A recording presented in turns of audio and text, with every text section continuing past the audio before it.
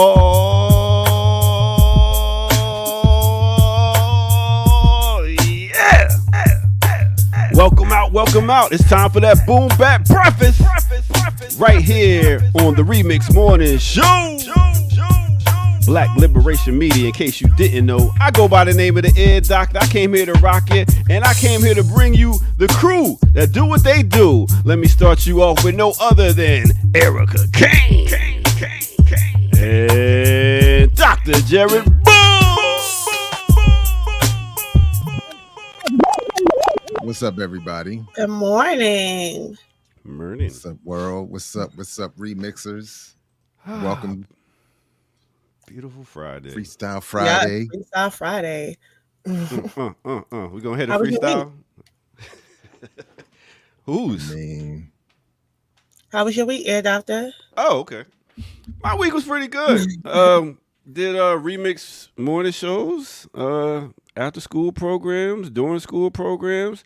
Hurricane yesterday had my power going on and off. Rained all day yesterday, so it was something. But we ain't get no crazy wind and stuff like they said. It's more down south Georgia where they got 74 mile per hour winds. So you still think it was worth leaving the kids home? Or they should have. Hell no. I had to do the old man story. We used to go to school in the snow, walk with the snow all the way up here and still make it to school after shoveling snow to get out the driveway. And y'all ain't going to school because of rain. I felt the same way. I'm like, rain? Really?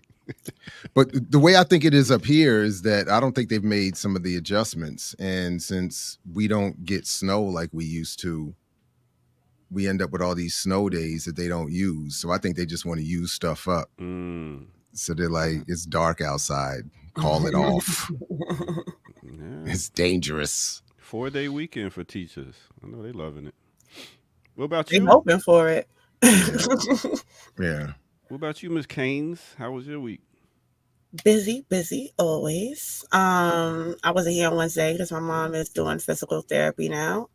So some Wednesday mornings I have to take her. Big up to Mama Keynes. Yeah. But other than that, my son is now back in cross country. So he started that last spring. So he's doing run club. He's also back in karate. He's taking chorus and yeah, so now we are also looking into video editing because there's a project. They're trying to encourage more arts in school. So he likes photography and things like that. So we are in the process of creating a little short film by Zion. That's what's up. That's dope. That's dope. How old is he? He will be 10 on the 24th. Ooh, I will have a 10-year-old. I love it. Yes. That's big Monting. What about you, JB? What's good? None, man. Getting ready. I get to go pick up my oldest because she has to come home for my birthday. Ha! That's right. Birthday turn up when? Birthday Today or tomorrow. That's right. That's right. And yeah, I don't know if she's thrilled about that, but you know. She don't have a choice. And yeah, it's been a little bit of a busy week. I got a deadline today at 3:00, which is just been looming on my neck. But it's been a good week. Been busy and physical therapy, some as well for us too, with Marley's ACL injury. And but So you above or under the speed limit? When I drive, Your age. Oh, my age. Oh no, I'll be 53. I was like, what is he? What are you talking about? No, I'll be 53. 53, Nice. man. Looking good out there, bro. You know what I'm saying? Yeah. But it's wild. It's definitely wild. Mm. This aging thing is This Asian thing. I'm working on my grays coming in. Yeah. They taking their time. I like the gray. I do like the gray. The meat, my demure look. It's very demure. Yes, Mindful and demure. Yes. What you think about guys that dye their beard and stuff, Rick? I don't think much of it. My uncle used to have he used to dye his beard on purpose, gray with the black strip. Yeah, he used to have a gray beard with a black strip, and then same with his hair, and that was wow, forever. Wait a minute, he dyed it gray. Mm-hmm. Interesting. That's mad different right there. That is different. You know what? I want to look older. My god sister too. She recently she just said fuck it and just dyed it gray because she's getting older too. She's like over. Who did I just see? Who did I just see? She looked good. I thought it was somebody that I'm not close enough to comment. But you know, because I don't, I mean, I try to be, I don't know, mindful and demure. But I did see, but I was thinking, wow, that looks really good. Like the gray, I thought was like it worked. Yeah. You know who was? It was one of my in-laws. That's who it was. One of my in-laws that I don't see very often. She showed up at the party with rocking this full gray, and I was like, that works. Congratulations. Any plans for the weekend coming up? Yeah, it's Baltimore Book Festival this weekend. So Russell Schultz will be here. His father's book is released, so he'll be at the Red Emma station. And then Belfina Yawan and Lisa Snowden of the Baltimore Beat and Bree Reed. They also will be talking about archivists and what does it mean to do archival work and organizations, the importance of that. And that's tomorrow as well. So we got like I'm going to go check out a few events at the Book Fest. It's a really good event though. Dr. Ball, I don't know if you've ever been out there.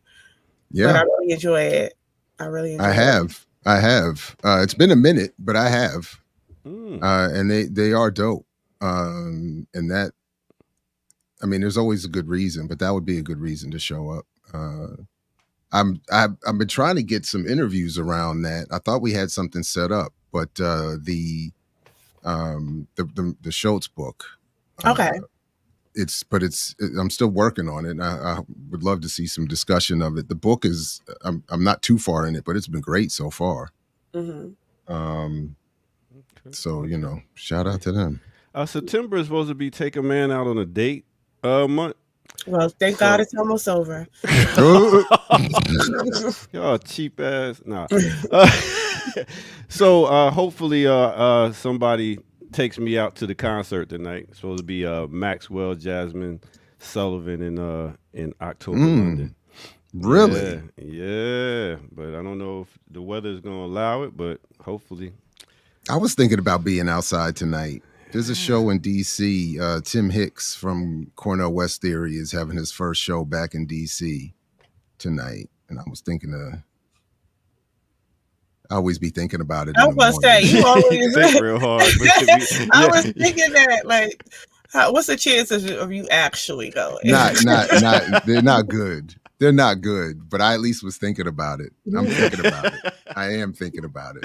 The mind. But yeah, once dinner time hits, yeah, that. The mind will think. Leaving the body will say, This couch feels too good right now. Shit. And then I don't have I really do need at this point some VIP thing. Just even this week going all over the area and finding parking to get on Howard's campus, finding parking over here, traffic over there. It's like it ruins it for me. I'm like, man. So the idea of getting in the car, driving all the way down there, finding parking, and walking then, to the yeah, and then I gotta stand somewhere. After you let out, you got to be in the traffic and shit. That shit is the worst. That can be, usually, you're right. Usually by that point, it's not that big a deal. But and then, like I had to stand somewhere. There's probably not going to be somewhere for me to sit and be able to see. So it's just a whole thing. So I start thinking, I'm like, nah. Mm-hmm. Before we get into it, what's the last good concert you went to? Damn. Ooh, last good concert. Damn, when's the last concert I went That's to? what I'm like, shit. I don't think I've been to a concert since the pandemic, honestly. Oh, wow. But the last good one was the St. Pablo tour. I ain't gonna hold you. That Kanye? Yeah, I was in the mosh pit. That was a great tour. Really? Yeah, that was great. Mosh pit. Yes, at the St. Pablo. You remember he had the floating stage and everybody was like under. I was in a mosh pit with Pusha T. Oh, word. I had a ball. You trying to sell you drugs? That's all he talks about is selling drugs. Yeah. Man, I went to that other concert, that Kanye concert. I had free tickets to go. The one after that, when he was dressed in all black and the big nothing but white, and then a bunch of people in black ran out. That ain't the same St. Pablo. That was the one after that, right? Okay, yeah. I don't know if he did something after that. I ain't keep up. I couldn't believe I was at a Kanye concert. I was like, okay, free tickets. But, was that the one he had in Atlanta? Yeah. That's the who was that? He had it was the Free Somebody tour, like concert. Yeah, I know a bunch of people that went to that concert. Jared is thinking, boy. I am thinking. I think the last actual live show I've seen was the Vibe Band play. And I always loved that. But I think the actual concert that I last went to was out here, the Dave Matthews Band. Okay. And it was not, I don't even think it's their fault. I just don't know the new music like that. They didn't play the songs I wanted to play, and it was just all right. Yeah. I ain't go front. Right. Carter Beauford didn't do a drum solo, which I wish I knew who he was talking about. Listen, I know he said the Dave Matthews Band. I was like, well, I mean, I thought that was expected that it probably wouldn't be good, but no, I actually like their old music, and I think I've seen footage of some of their live performances because their drummer is actually one of the best drummers that we would have heard of in this last generation. I think he's phenomenal. So I actually listen to the band as much for his play than as everything else. But I do like some of their old songs, and if he had done a solo, that would have made it for me. But I can't. I was a Matchbox 20 girl in the 90s. I didn't get to the Dave Matthews wave. Last one I went to, I took my son to go see Benny the Butcher. So that was my last joint. It was good. It was good. He was a good MC, and he knows how to rock the stage. And we left early because we was tired of standing. So, and my son agreed, and I was like, "I love you, boy. I love you." Yeah, that's the thing, man. That's the thing. Like, I need seats with a back. It can't just be a stool either. Like, I need I feel you. So yeah. So the other thing is it takes too long to get drinks too. That's my other thing. Either I gotta buy 2 or 3 at a time, or it's just another issue. Like, I can't. That's the other thing. Yeah. Hey, no, I was thinking that I went to go see Solange at Black Cat, and that was. Black Cat is the tiniest space. And the bar all the way away from the stage. So if you're at the front of the stage to get back to that spot, please, you're never getting back. So Right, exactly. You might as well miss the rest of the show. Just keep going. I would Just assume get your drink and keep leaving. I would assume Black Cat is a tiny space. Hey, I was thinking, boy. since you're talking about drinks and stuff, I'm trying to get trying to get a There is a deal. Black Cat in DC. Somebody's asking about NYC. Trying to get a deal real quick So with this. I just found this creamer and this milk right here, and it's pretty Milk? good. Yes. Milk? Yeah, it's almond. It only has 4 ingredients in it. It's very good. It doesn't have no gums in it and stuff like that. You know what I'm saying? They even got a creamer now. So Are we getting paid for this? I'm saying I'm You trying might- to. I'm He clipping. might Oh, be. okay. All right. Yeah. What's going on here? I'm working on some things, Milk. man. I'm not drinking nothing called milk. Yeah. See? Handed to me by the ear doctor on top of that. Y'all playing. Listen, they ain't got all that. It got 4 ingredients on it. Y'all look on the back of all these different milks, and you'll see it got like 20 different ingredients plus all these gums and stuff like that. But anyway, what do I know? I'm wondering. We 3-4 years in trying to figure that out. Yo, you know what we're gonna try to do? Let's do something different. Since it's Freestyle Friday, let's bring in Get Y'all. Oh shit. I don't know what Back part of the on that. world he in. Yeah, he's But, back on that shaky internet. I see. He said we're gonna try it out with his mic on. It's not happening.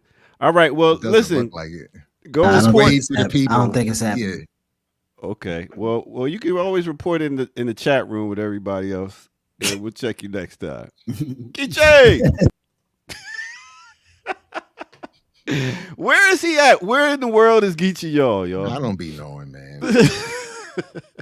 I don't know. He just seems to find wherever there's no internet, that's where he travels. He's like he goes on Google Maps. It's like, where's the lowest Wi-Fi connection I can find? That's where I'm headed. Word, but he out there. I know he out there doing some service, serving the community, doing something, man. He always out there doing something. So big up to Geechee y'all. Hopefully get him back here next Friday when the internet is able to be used. All right. So I guess it's time to get into something if y'all want to. Like I said, it's Freestyle Friday. Yeah, let's go. All right, cool. Slapping the map. Is that what we're doing? Or are you taking a break? What are we doing here? Take a break. Take a break. Yeah, we take a break. Doing a quick break right here. I ain't got my shit together. So let them know how they can donate and stuff while I do, please. blackliberationmedia.org, blkliberationmedia.org, the fantastic new website. And of course, Patreon. through there you can find Patreon, you can find the Cash App and whatever else. But we really are encouraging the Patreon because you get some good content. More is coming, so head on over there. All right, let's take a quick break, and we'll be right back after this break. Yeah, with the Remix Morning Show. Let's go.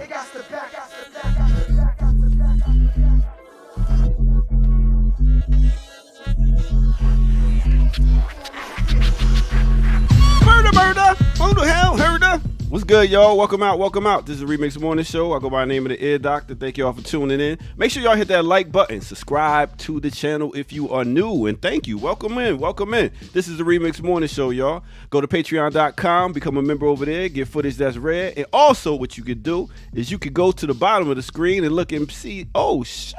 That's blkliberationmedia.org. Let me go there and donate because I know that they demonetized and I know that we're going to keep this train moving with your support. All right, with that said, me and Kim Brown, if you ain't check it last night, we did, yesterday we did the best of 1993. And one of the groups we talked about and played was this group right here that goes by the name of Onyx.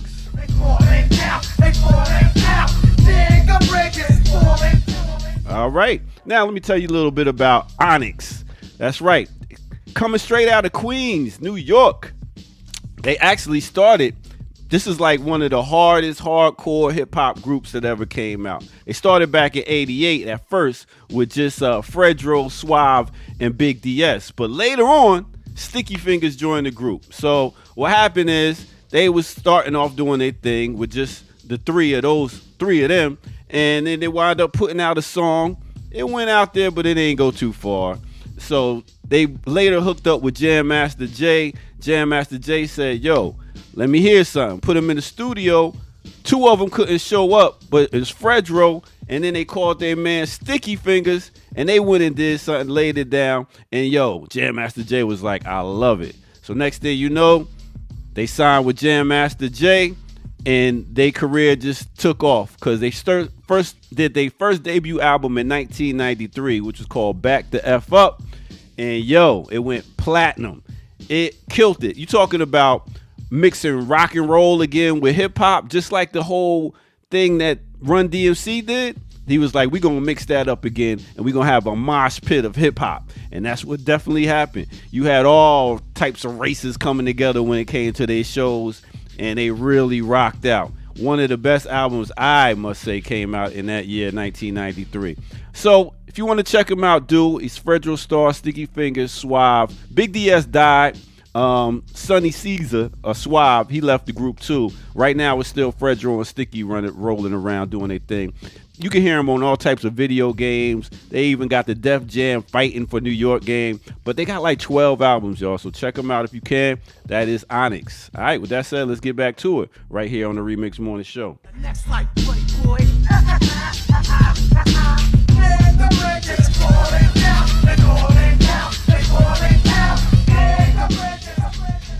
Ooh, man. That's Q from Moesha. Yeah, it is. Q from Moesha, Fredro. One of the always acting like he mad. Yo, Moesha, I don't like how he looking at you. Yeah, that's Fredro all day. That was pretty good, actually. It was.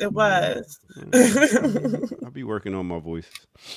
So yeah, what any remembrance of Onyx there? You look like you could be an Onyx member there, Jared. At one point, I wish I was. I wish I had wanted. I wished I was at one point. Mm-hmm. I actually liked them, and as I've shared, I have that key memory of when I got in Brooklyn is associated with them because they were who we were rocking out to on the flight deck of the Intrepid in Manhattan.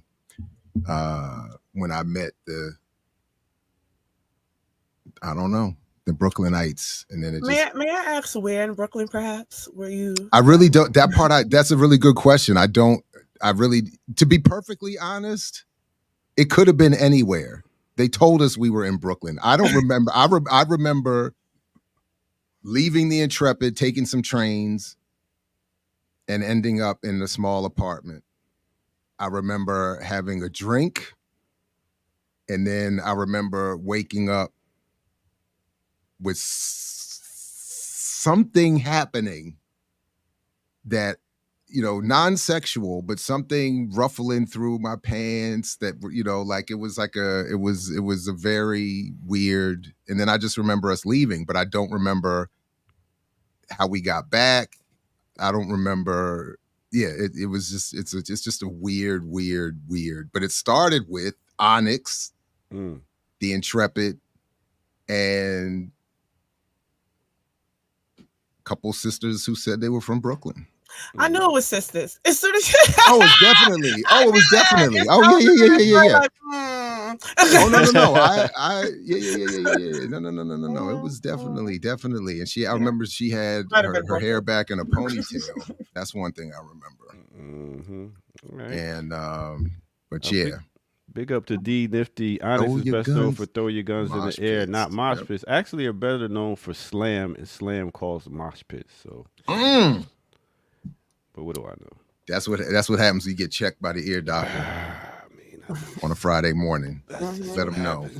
That's what happens.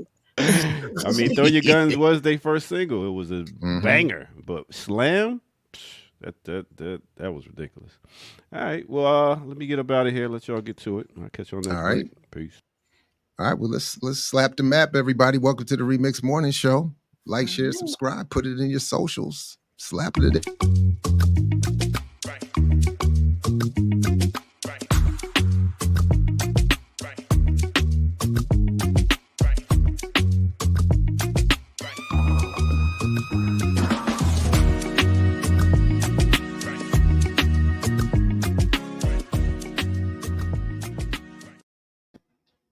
Peace, peace, peace. It is September 27th, Freestyle Friday. I'm here with Dr. Jared Ball. What we got on the run sheet? A couple things. Yeah, I did. So I do have a couple yellow shirts that I've been wearing this week that show up as this sort of almost my complexion looking. So yeah, sorry about that, everybody. I don't know why it shows up that way, but it's my Free Huey shirt. You know what I'm saying? Okay. Mm-hmm. So yes, Erica, the future Dr. Brown, has laced us. By the way, shout out to her. Just submitted her qualifying paper on her way to make moves on that dissertation. And I think it's going to be dope. I think it's going to be very dope. I think some people are going to be in this so-called financial literacy space. There's going to be some people upset. Yeah. When her work comes out. Dr. All right. So yeah. Before we jump into that, just a quick, this is something I do want to pick your brain. I have a comrade who he's very into, I don't want to say into, but he does study like the geo-economy, right? And watches how trades move, watches how stock moves. He pays attention a lot to like what's coming out of Janet Helen and you know what's coming out of the Treasury and things that are being said. So he noticed last week that the Senate, the Dems, wrote a letter to the feds about cutting some of the costs, close to 50%. And he was saying, if you look at the trade, like if you look at the tracking or the trends, a lot of the trends that we're seeing now mirrors 2007, which means that there's an impending recession. And you can see, because they're all, as they're condemning China, they're all buying China stock because China is still moving. So, and he's saying like one of the downfalls of the left is that we don't pay enough attention to the actual economy and how it's moving, because that is what drives policy. Because it is like, if we're talking about neoliberalism, and that's private equity and things like that, that is what's driving policy, not so much what people are like the figureheads. So right now we know Biden's not running the country. Kamala's on her little world tour for campaigning. So who is? How are things moving? So I'm always curious about, even to your point about buying power and things like that, to what extent should people, or have you even approached that? Because I'm more interested. I mean, I can admit that's not my math. It's not my strong suit. But I am watching and listening in these conversations with him. I would love to have him come on too, to have a more deeper conversation about it. But hell yeah, please. But I've been listening to and watching, because he'll post the grids and things like that, and you could see the trends directly in line. Like, and incidentally, because I am a Bravo fan, there is a show called $1 Million Listing. And about last year when they premiered, they were talking about how much the interest rates went down post 2020. And it was so, everybody was coming, all the tech bros were coming down from Washington, buying up LA. And now interest rates has jumped and it's harder to get sales. So like there's so much competitiveness with the real estate market. And then those banks close. So the crash is impending. Yeah. So to the specifics of your question, one, please do invite him on. And I only sort of go down that path very briefly. I admit I have a whole phobia with the numbers and the graphs and all that stuff. I got a whole set of issues with that. So it's just, you know, so all I've really done is compare. Clearly, you know, read some what would be considered radical economist work, but it's just compare what people report who are more or less, I think, honest about the economy to what is being said in many popular and commercial spaces, particularly targeting Black people. And then I just see the differences. How they're fully reaching their conclusions, I really couldn't break it all down. But I do a little bit of what you're describing in terms of, I will, from time to time, tune into certain financial podcasts, YouTube channels, or just watch some of the things like when Warren Buffett in now that he's gone, I don't know what they're doing now, but when Charlie Munger and Warren Buffett would have those conversations, I try to, check that out. The dude whose name escapes me, but was portrayed in The Big Short by Christian Bale's character, who uncovered, I followed his Twitter feed and some of the podcasts he shows up on. And again, I don't know how, I don't pretend to understand how he's reaching his conclusions, but he's been saying the same thing for at least 2 years now, I believe, that everything that he saw happening on the way to that last crash in 2008, he sees happening worse now. Mm-hmm. And so I'm not surprised to hear your friend reporting that. And I do agree. I think it is a good idea.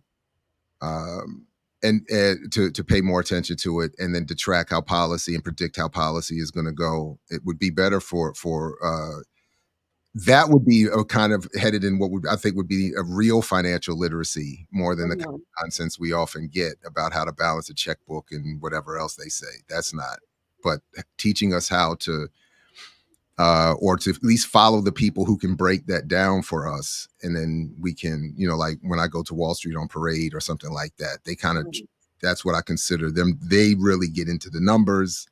And then I just, see what they have to say. So I think it'd be great. I think he's exactly right. We don't pay enough attention to it, and we don't learn how to do it enough. Yeah. I also think it makes that argument for the necessity of multipolarity, especially what we just seen with Lebanon and what occurred with the pagers and the production line and things like that. If we don't have any control over that, right? Because it coming out of Taiwan is there's no way that we can be like the U.S. has nothing to do with it. To what extent?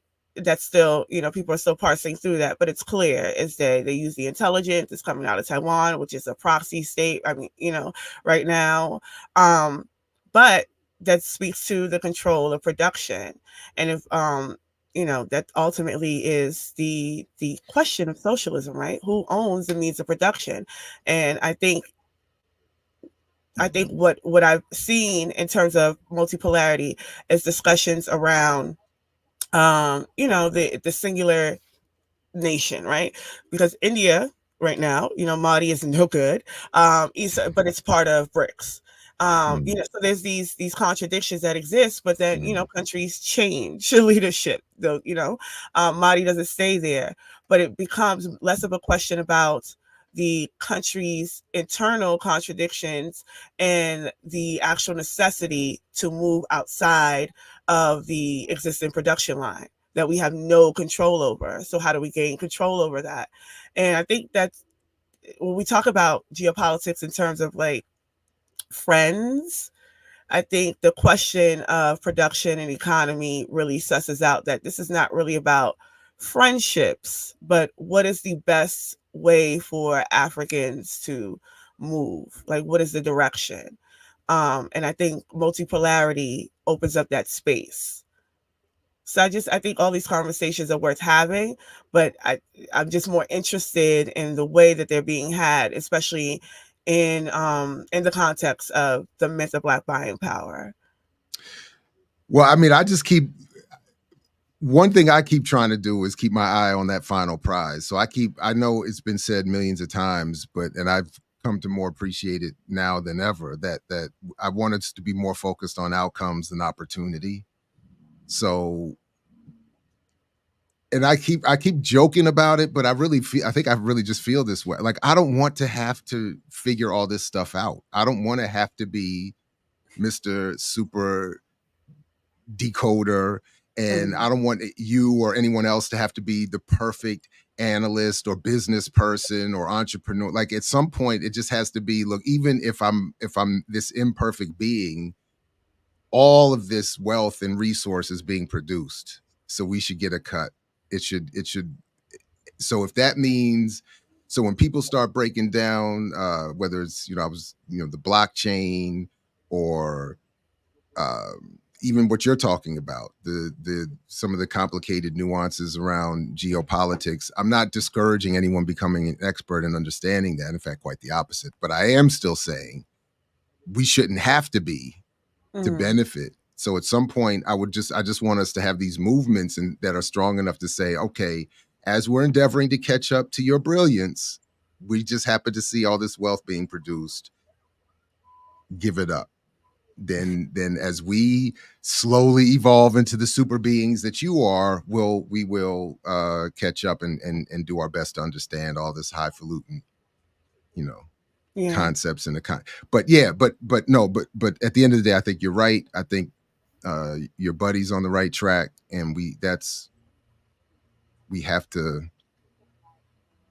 Oh, did I say something? I hit a phrasing. I missed something. My bad. I just missed it. I don't even know what I said, but well, I just salute to the gods of phrasing and apologize. Yeah. Okay. We can get to the news.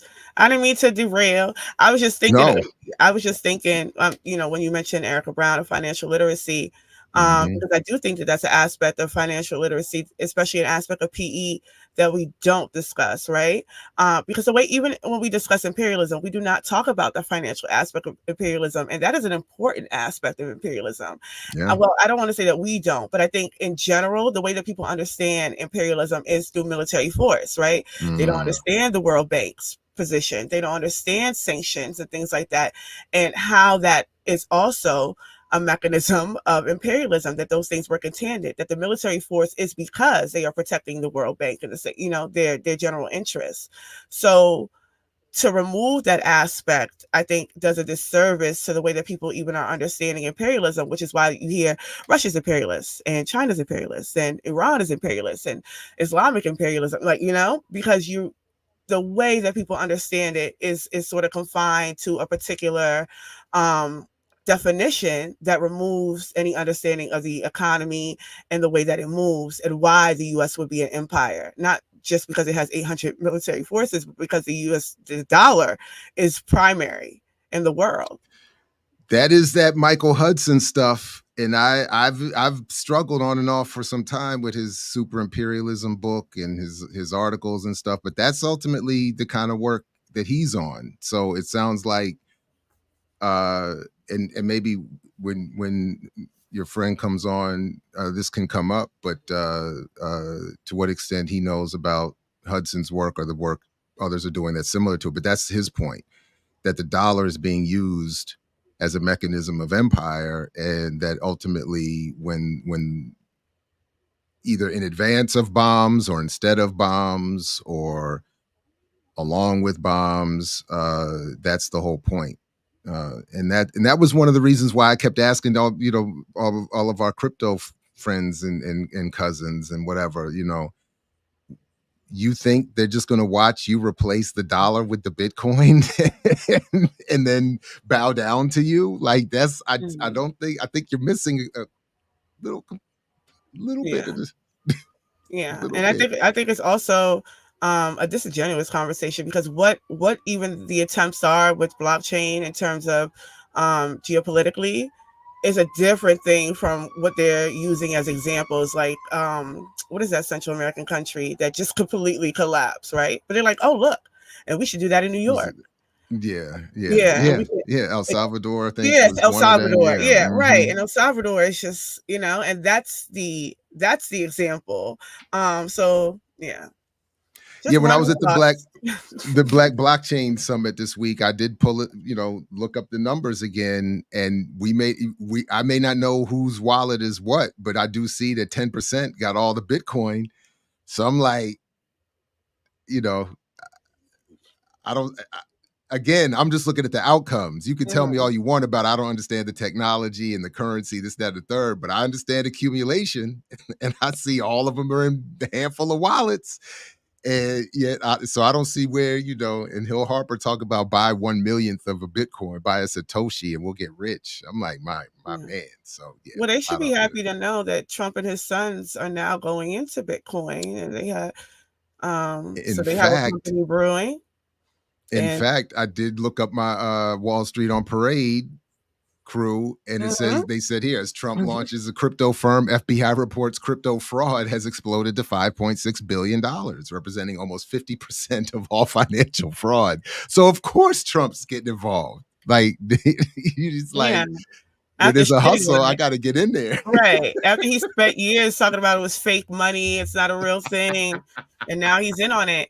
Also, like, it's not far removed from any of the things that Kamala's been talking about. There's been conversation about Bitcoin and the expansion, expanding the job market, AI. So it's to Yeah, she come. was running that with the Earn Your Leisure crew. When she met up with them, she was talking about crypto and Mhm. and the whole hustle, crypto, small business, everything. It was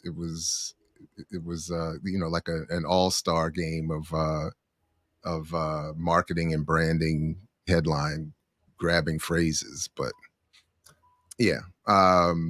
Okay, well, did you have anything that you wanted us to get to, or should we just start going through Well, it's the Freestyle Friday. I came completely okay. unprepared, but I do I have hear somebody you. All coming right. at 9. So Oh, we you do. can. Oh, somebody is coming at 9. Yeah, I have somebody coming at 9. Oh, word. Okay. All right. But Well, all we right. got 20 minutes. I'll pull up some of these stories here from Erica's run sheet here. It's And let's Freestyle see. Friday. Freestyle Friday. Thank you, dear doctor. Thank you very much. A student has left Gettysburg College after a racial slur was etched onto the student's chest. School officials say. Word. Student athlete is no longer enrolled at Gettysburg College in Pennsylvania after they allegedly etched a racial slur onto the chest of a teammate. Several students were attending an informal gathering of the swim team on a non-campus residence on September 6th when one of them used a box cutter to scratch the N-word on another student's chest. So where's the part? How did this exactly happen? That's what I'm trying to. Where's the part where they explain how 10 people held this person down? How would you, forgive me, everybody, for not having more on this or being more ready with it, but I do not see how this was said to have happened. Okay. So one of the things, because I don't see it either in passing, like they're not even saying like other children got etched Yeah. on, like it was a ritual, because I would think it was some sort of ritual, some sort of hazing process, because it's a sports team in Pennsylvania, so my first thought is like, was everybody getting etched and then they just put nigger on his chest, or was he held down by 10 people and he's the only one? Because that's not clear in the story.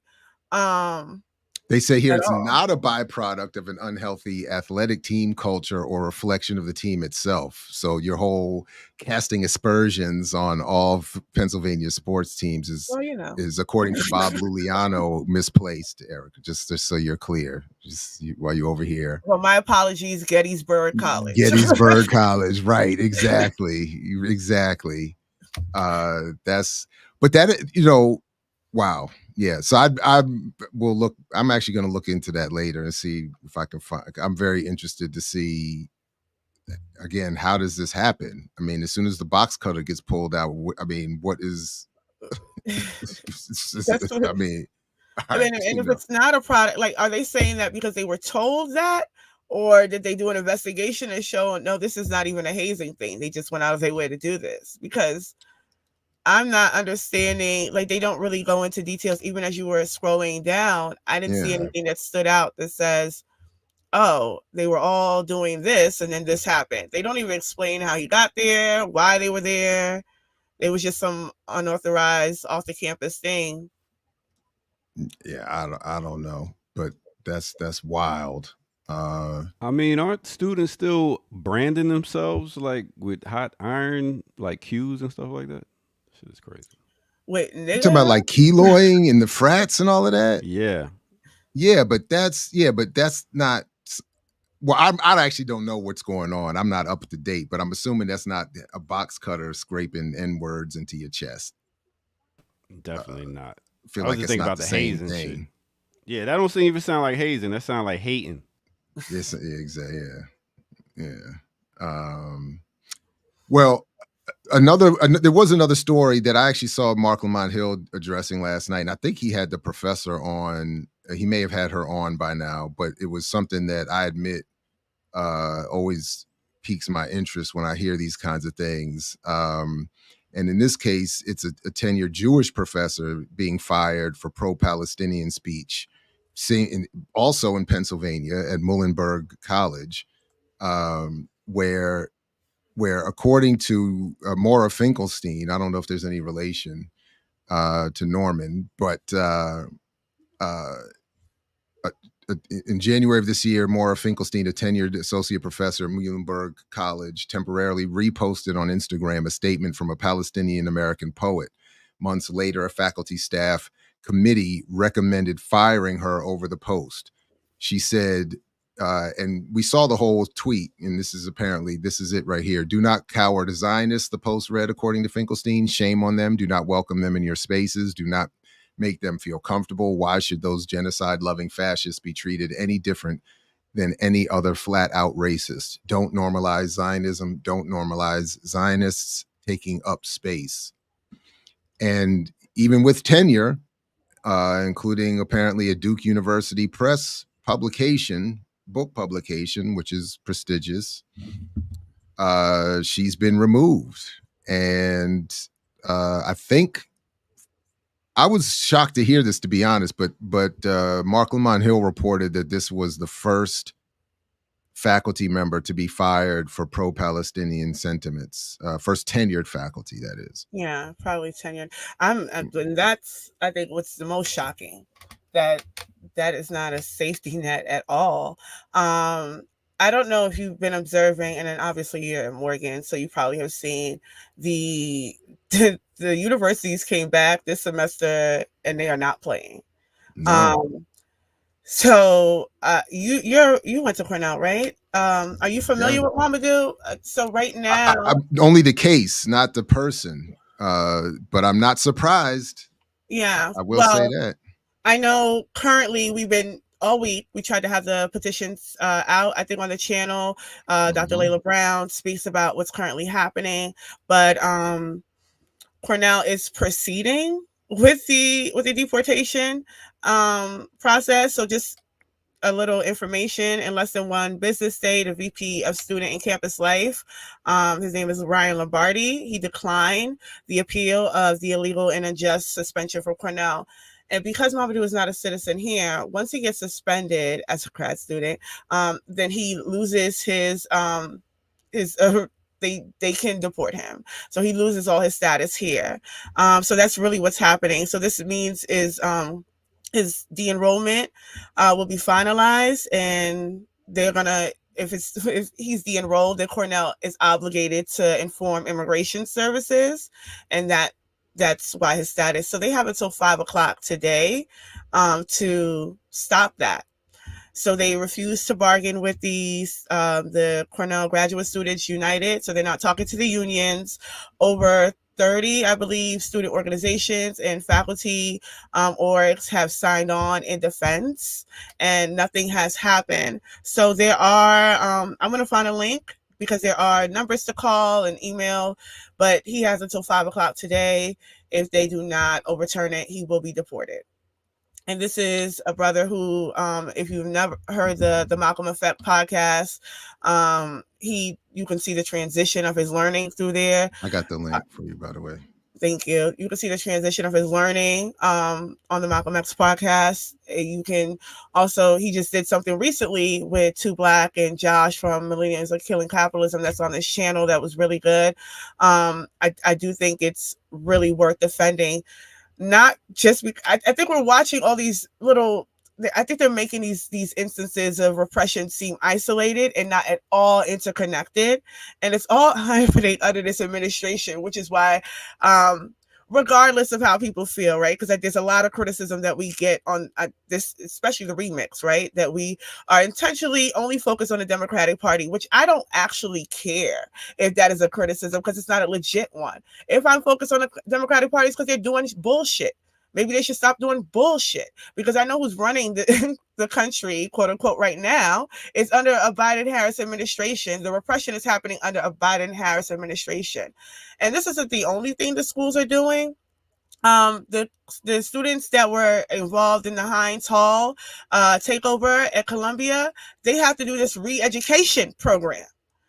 So they didn't get no jail time, but they are legitimately obligated to do a re-education program where, hold on, I got to tell you what it says because it's good stuff. They have to denounce anti-Semitism. Obviously, that's a prerequisite. Wow. Right. But in This that, is, wait a minute. This is a college this is what kind of, it's through Project Shema, building bridges through understanding. And one of the things that they say, we reject the notion you must either support Israel or Palestine. So this is part of the training that the students have to take in order not to go to jail. did you say that last part said you have to pick a side? You can't say you support both? No, you can't. We're not picking sides. Oh, I see. Yeah. There's no right or wrong here. We're not encouraging that kind of language. So this is what's happening to the students, right? So I just think there's a larger conversation about what's happening on these campuses. We know that Black Underground, what they were asked to do was not anything dissimilar to avoid any kind of real repercussions just for doing what's always encouraged in student movements, right? Don't we always highlight the youth protesting and how that has shaped the country? And there's still students that are in jail from the encampments. There's still students facing serious charges from those encampments. There's still students who have done the Boeing blockades and those kind of that are facing real jail time today, are expected to go in today. We see what happened with Uhuru. We see what happened with Africa Stream. I mean, these things are not by happenstance. And this is from taking a staunch position against what this administration is doing. Right. And so I just think it's important because, sure, we could talk about Trump all day, but why would I do that? Joy Reid does it and she gets paid to do it. I don't. Rachel Maddow does a documentary. They have podcasts on Trump. I don't need to offer that. That's all over the mainstream media if you want to. But what is not talked about is the policies that Kamala wants to enact and what's actually happening under this administration, and how the Democratic Party is a freaking warmongering party that's on a one track. And anybody who deviates from that track is surely to face repression. It's surely like these things are not happening. So when Glenn Ford talks about an effective evil, it's because people are just the idea that we would spend 20 minutes talking about Kamala and not say anything about Trump is a real problem for people. I experienced a lot of that this week, far more than usual. I don't engage that much outside of my bubble, to be perfectly honest. And this week was, I should say, I shouldn't be, but it was still a little shocking, the extent to which the defense is being made for the people actually currently in office who are actually in charge of what's happening. And everything is centering what may happen if Trump wins, how worse it will get. And the Project 2025 fear-mongering has been monstrous. I'm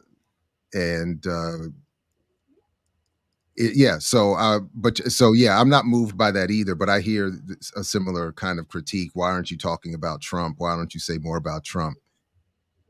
One, he's not in office.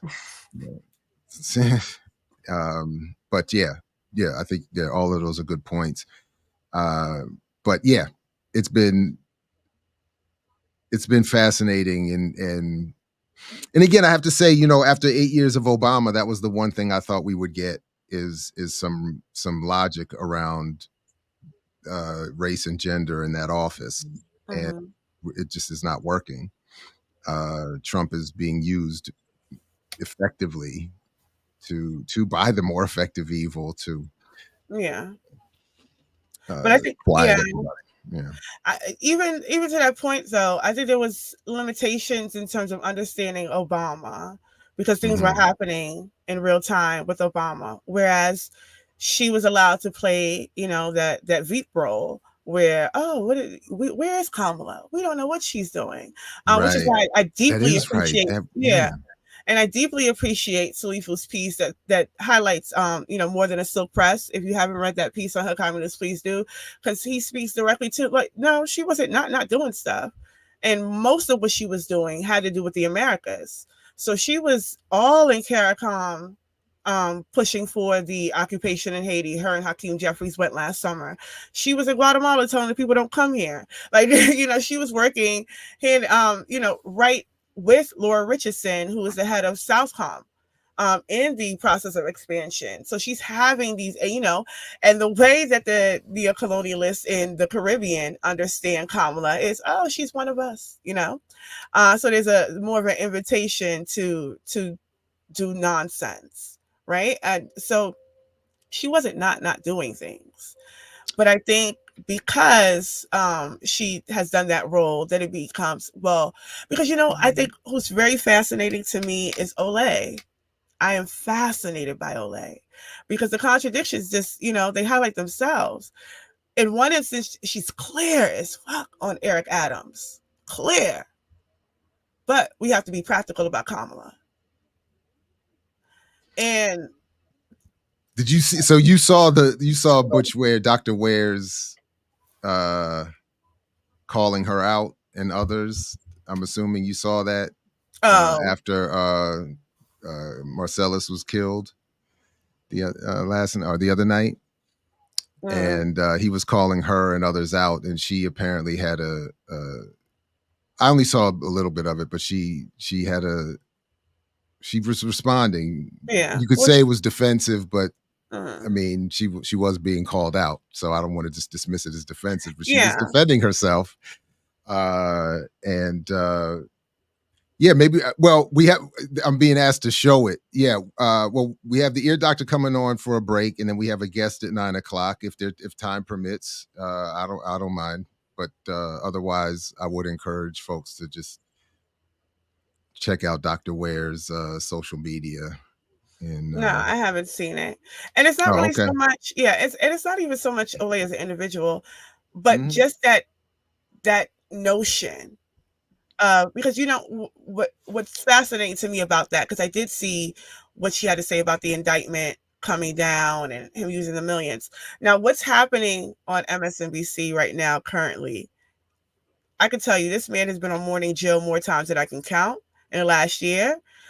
They love Eric Adams on Morning Joe and Joe. Now that the indictment has hit, there's a highlighting, a sort of backing away of this man and trying to stick him to Trump, because he's saying, really? Well, yes, because he's saying he's being targeted. This is wow, Trump language, and I think I don't know if it was Joy or Stephanie that made the point that saying, why wouldn't Eric Adams become Republican? We've seen Trump do it. So they're trying to he has nothing to do with our party. This is some rogue nigga. He ain't got shit to do with the Dems. The Dems don't act like this. He's one of them secretly. Like, that is a underlining kind of narrative. So that's why I said that I think it's fascinating to see somebody that could be so spot on in their criticism about Eric Adams not seem to want to apply that, right? And it's not that they can't. It seems like they are refusing to apply that to what's currently happening and the policies of another top cop. Let's be interested. We'll see if we can come back to this. But in the interim, speaking to those who avoid cops of all levels, you know it. I did the best I could. My superior just texted me talking about, could you bring me some Waffle House? Like, man, I can make waffles in the house. Fuck you mean? Anyway. Oh, wow. Yeah, my daughter. Yeah. My superior. I figured it was either a daughter or a love interest. Yeah. I'm like, man, I can make that at home. I don't know what you thought. I remember getting that all the day. Burger King, make that at home. Still using it. Shit. All right. So we got a guest coming up soon. So let's go ahead and take a quick mental health break, get our spirits and our minds and our bodies right with a little bit right here on the Remix Morning Show, y'all. Let's get it.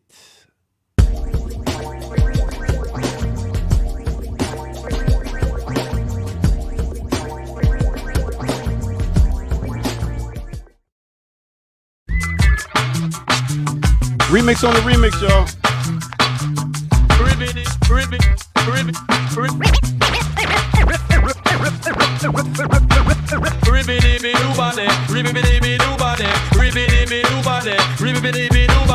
If them is a cat and them no care, yes. Tell them while Apache them no care. Talk about it. For me say Russia is a country that I know so them no care. And the US I pay them have the most nuclear. And all the eagle and the bear them have an intimate affair. And the fighting for the land where Georgia live, you're so fish here. And everything we have is master God come put it here. Jah give me the fishes of the sea, German and the birds of the air. When I up me in a mountain, I go up me in a ear. And the weeping and the moaning and the sweat and the tear. And no matter where we talk and Georgia know them not here. And the latest kind of thought is missile and nuclear. Them want to lick it over here and want to lick it over there. And the people of today and Georgia know them getting scared. And a World War III is drawing closer every year. Wanna feel it here and the dreadlocks are missing each and everywhere. And a millions of dollars spending on the nuclear. And the poor people are suffer missing each and everywhere. Wanna hear me ribbidi-bidi-bidi-do-body, ribbidi-bidi-do-body, ribbidi-bidi-do-body. Tell them it's a cat of them no care, yeah. All right, let me take you to a time and place. Let me take you back to 1990 with Brand Nubians off their album One for All. Name of this song is Who Could Get Busy Like This Man with Grand Pooba on the NYC. All right, mixed with a little bit of 1992 off the album Dun Data. That's right, we talking about Supercat, and the name of that song is Them No Care. Yes, yes, yes. All right, with that said, make sure y'all hit that like button. Make sure y'all subscribe. Go to Patreon, become a member over there. And also, you can drop something, donate right on blkliberationmedia.org. All right, with that said, let's get back to our crew. You know how we do. Oh, slap, pull it up now. You know you're sizzling. Pull it up, selector. Easy now, easy now. No rubbing up, no rubbing up, no rubbing up, no rubbing up. Yeah. He did that just for me. Nice. Oh, that was for you. Yeah, you're right. Sure did. You liked it? You liked it, Erica? Yeah, it was cool. It was cool. Nice. Man, Supercat and Shaba during the 90s was my two go-tos right there. But that Don Dada album. Woo! Fire. Had Heavy D on it, had all types of Is that another did how many of his tracks did Puffy ruin? Is Puffy on? Didn't he on a couple of them whispering something on some of these Supercat tracks? Well, he did like the one remake with with Mary J. Blige and Biggie. Yeah. Just Okay, that, all right. Just that, but All nah, right, that's good. All right. Nah, Heavy D got two tracks on there too. Mega and Ready and I forget the other one, but yeah, dope stuff. Also, that Brand Nubians album right there, One for All for One, great album too. So y'all should both check both of those albums out.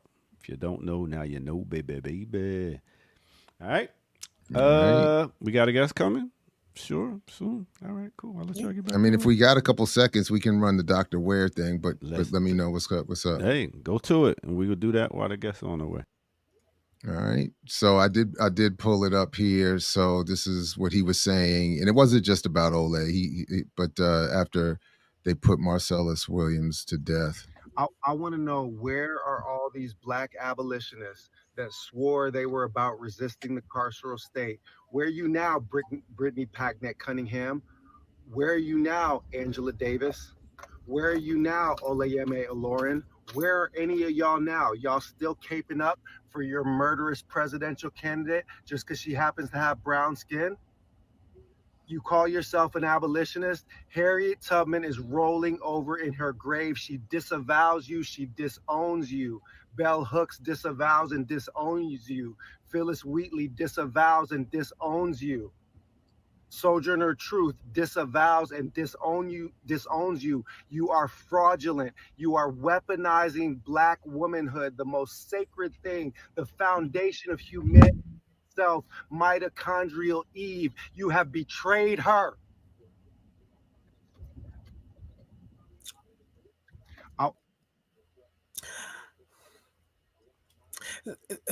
I mean, I would have responded too. I ain't gonna hold you. The fuck?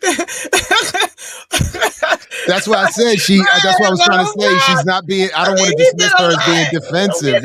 We did a lot. We was doing the fuck a lot. I would have responded too. Because I think there's better ways to make that criticism. I do. Okay. Well, yeah, I think there's much better ways to make that criticism, because you don't necessarily because that's why I said this is not even really so much about Ole, right? Because Ole's not the only person doing it, but it speaks to a particular politic. That there's clarity on one end, and there's a sort of, because we see Mark. I mean, people criticize Mark do it. Angela Davis has come outside.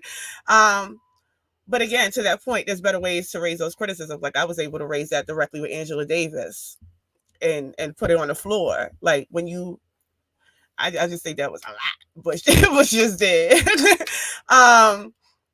But again, this idea that we need to be practical about these sort of, because here's the thing for me, even in that video, I just don't think the execution and what happened, because truth be told, it wasn't like this is something we just learned about last week.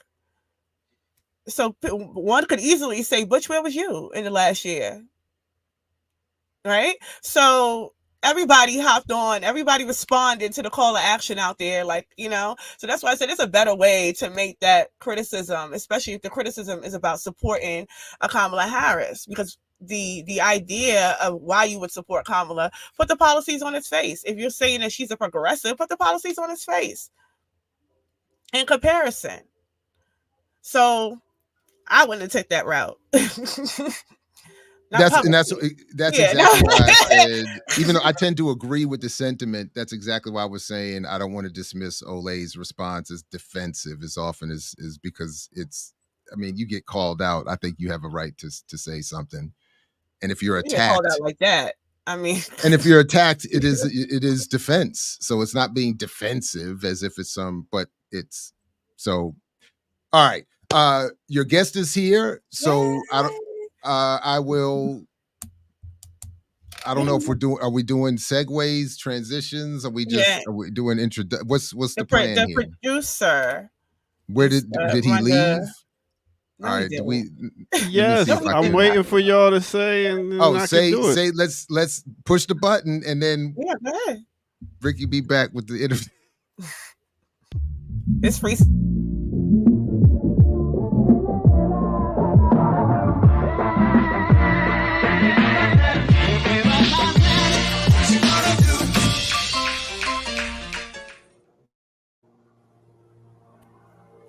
Peace. I am excited to have my comrade join me.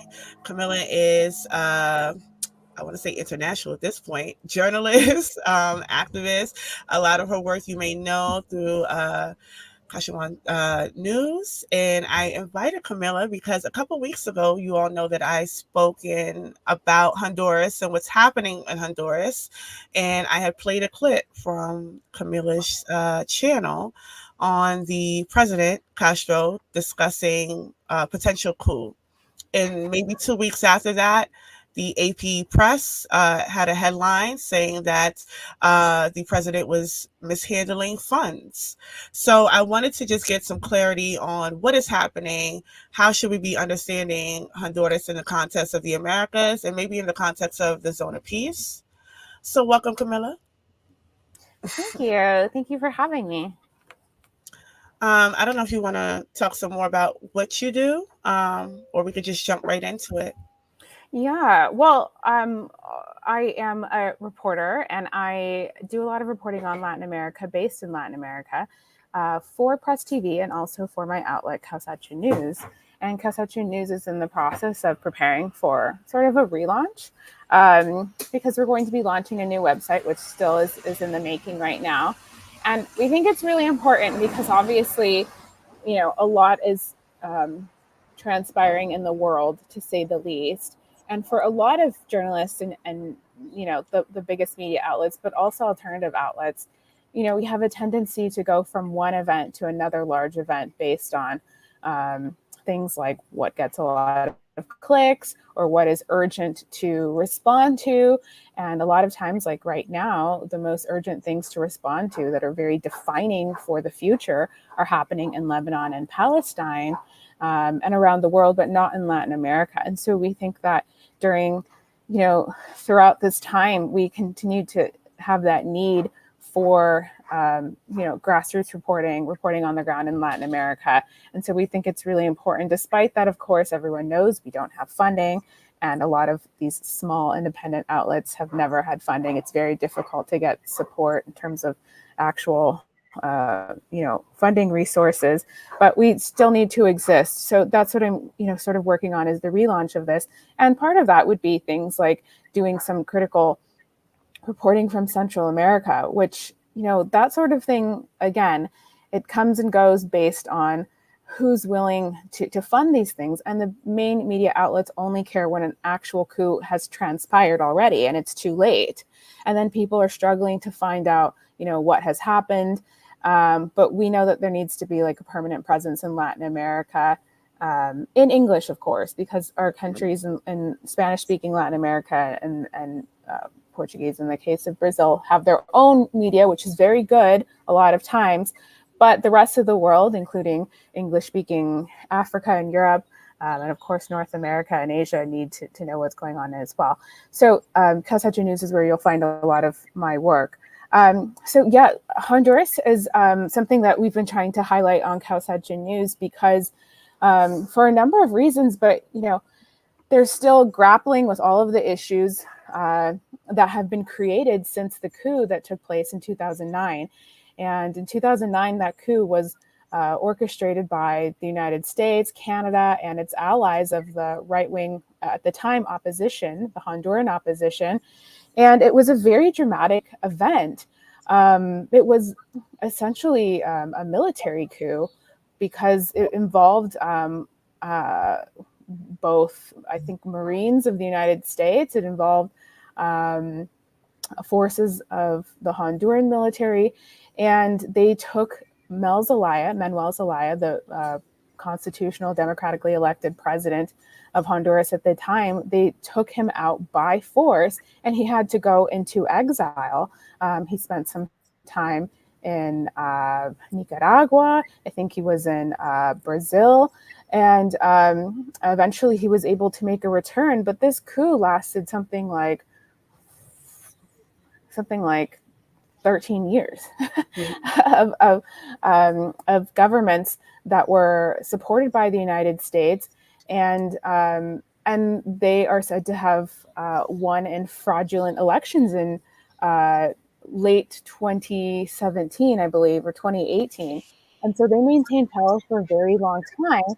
And what they did during that time was they dismantled the Honduran state, literally parceling out the territory that is known as Honduras and all of the indigenous lands and the lands that have been cared for and lived on by Afro-descendant people and indigenous people for so long. Those territories were being put up for auction, for sale on the international market, and being purchased by multinational corporations.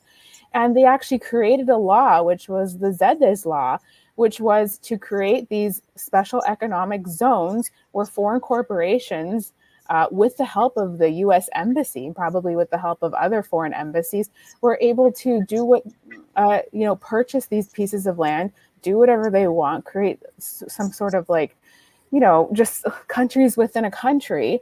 And those areas were going to be exempt from all sorts of Honduran laws so it just created just an absolute hell, I would say, for anyone who believes that the state should have some central control over a country in order for things to be implemented, like the expansion of roads and highways and the betterment of the building of new hospitals and things like that. I mean, what they were doing was literally taking apart all of the state companies and privatizing everything in rapid time. And then the coup lasted for so long. Finally, Xiomara Castro was able to return to power 2 years ago and was overwhelmingly elected. And Xiomara Castro is, of course, the wife of Mel Zelaya, the ousted president in 2009. And she was a really fierce and critical figure and fighter against the coup. During those years, there were a lot of, it's really important to say because it really speaks to like the nature of the resistance right now in Honduras against the forthcoming, coup attempts and the ongoing coup attempts. During those years, lots of youth and lots of people were arrested. They were detained on for purely political reasons, for resisting, U.S. domination, for resisting the forces of the right wing, which had taken control of the country, for protesting. And so dissent was not allowed. And of course, like I said, some people, including the former president, had to go into exile to save their own lives. And so Xiomara Castro was one of those really important people. So now she's the president. And at the time, it's important to say, of course, that Mel Zelaya had taken the decision in 2009, before the coup took place, to join ALBA TCP, the Bolivarian Alliance for the Peoples of Our America. And that's a really important alliance that, was initiated by Fidel Castro and Hugo Chavez, that, seeks all sorts of different economic and cultural and other integration on our continent, but also, seeks to help the smaller countries, the more disadvantaged countries, and just a model that's completely different from the dominant model under capitalism that we see imposed on Latin America today, which is still in the process of trying to recover from hundreds of years of colonialism. And so what is happening now is that they are once again in the process, it seems, Honduras, of trying to join ALBA.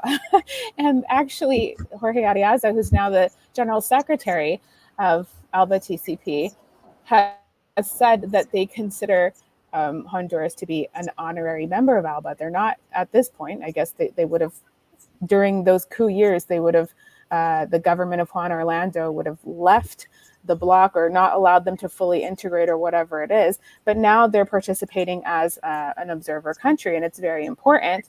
And at the same time, the same forces that were carrying out the coup in 2009 have returned, and with their new allies of the international right in Latin America, to try to oust this government, because this government is bringing about a number of really crucial reforms.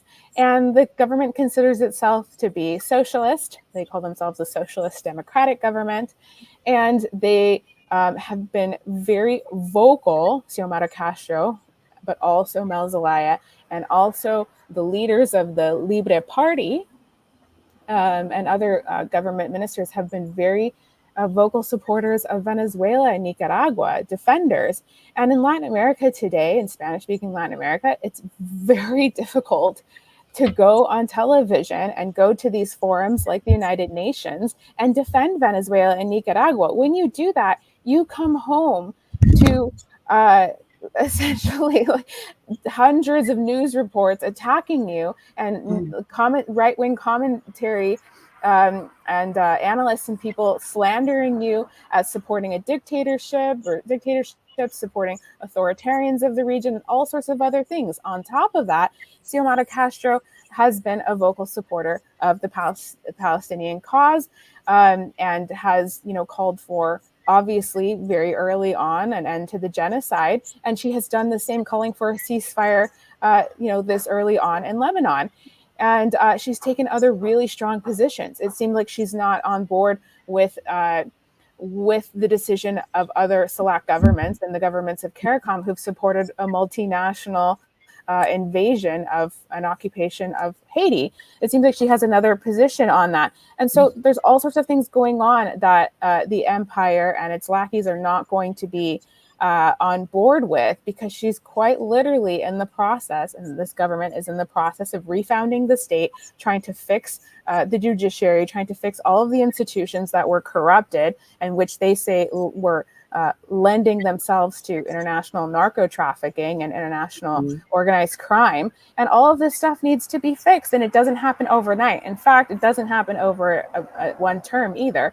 I mean, it's a very long and slow process. And so that's what she's trying to do, but she's doing so amid a lot of attempts of intervention, specifically all sorts of statements being made by Laura Dagu, who is the U.S. ambassador in Tegucigalpa. She was formerly the U.S. ambassador in Managua during the big coup attempt in Nicaragua in 2018. And she likes to think of herself and position herself as the leader of the opposition in Honduras. She's making statements that are completely out of line with the code with which diplomats should be carrying themselves and carrying out their day-to-day operations. So it's a very bizarre situation. And of course, as you said, in the international media, they're starting to ask questions about whether Xiomara is going down an authoritarian path and following in the footsteps of President Daniel Ortega and things like that. And they're, of course, once again, trying to frame some of the leftist leaders or progressive leaders of Latin America, not necessarily the ones that are more socialist, but some of the ones like AMLO and Lula. They're trying to say that they too are authoritarian and things like that. But we know this is all just part of what they do to create the pretext for more intervention. And they the United States State Department, they concoct all sorts of justifications for making these sorts of statements, for imposing sanctions in the case of the countries that have been hit with unilateral coercive measures. And Honduras has also been sort of is on track for that. They have had leaders of the Libre Party and some government officials have actually been sanctioned, which is not the same as, I guess, broad sectoral economic sanctions and things like that. But the fact that they're singling out very key leaders of the left there in Honduras means that they're looking to broaden the attack and deepen the attack on Honduras in the way in which we've seen them do against Cuba, Venezuela, and Nicaragua. I appreciate that context. And just so people know, I did send Camilla a bunch of questions. So I don't have to say any of them because I think you hit a lot of them. But some of the things that I do want to pull away from what you said, I think it's important to note that President Castro, as the leader of CELAC currently, has been one of the more vocal against the multinational occupation of Haiti. And to your point, like you said, it's been a lot of reform changes that she has been attempting to make that has been, if we think about the context of Nicaragua, right, like after those dark ages, most of those reforms took years, like you said, to enact, and we see where Nicaragua is afterwards. So we're coming out of a neoliberal period that is going to take some overturning, but she is taking a very anti-imperialist position in that area that I think scares the West, especially as we see more and more of these nations sort of become allies.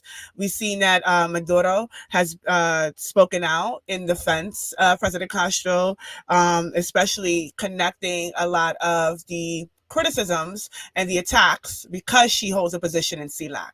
And a lot of this is about attacking CELAC primarily. And for those who may not know, CELAC is an institution. A lot of the language around the Zone of Peace campaign that Black Alliance for Peace uses and our other organizations that are committed to that campaign comes out of CELAC. So we talked about what's happening and what led up to it. And I think it's really, really important in context. But I know a few weeks ago, there was like a representative in Florida that had went to Congress and talked about Honduras specifically, and was talking about the Garifuna people. She was talking about the LGBTQ people and working directly with them. And I believe this is a right-wing politician in Florida. But the language that she was using in terms of working with them was a means, as you said, to sort of destabilize or disconnect those building ties with Nicaragua, with Cuba, etc., because she also highlighted them. And I'm just wondering if that is also occurring in Honduras, this sort of destabilization efforts made through like these NGO projects and these humanitarian efforts and things like that. What has the demonstrations in support of President Castro look like? What does what has the movement look like in Honduras? Is it split? Are the people more united behind her? Is there contradictions at play here? Yeah, she has huge support, and that was demonstrated about 2 weeks ago. We celebrate this month in September Central American independence, and every country has their different, parades, mass rallies, or whatever it is to celebrate official commemorative events. And in Honduras, that was celebrated on September 14th and 15th. And so that was a really significant date for them. And Xiomara Castro and the government, of course, convened a massive rally in support of the government, because it had been just days before or a week before when the U.S. ambassador there in Tegucigalpa, in the capital, was saying other interventionist things and making more comments about what Honduras has been doing lately. And so one thing that I guess I didn't say in part of the context was that one of the things Xiomara Castro's government is trying to do is, again, recover the use and sovereignty over their own territory.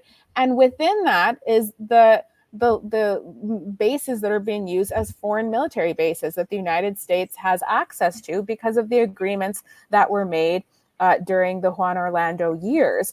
The Honduran government thinks that they should be allowed to, if they would like, to participate in drills and exercises with foreign militaries, including the United States, and cooperate on that basis if that's what they want to do.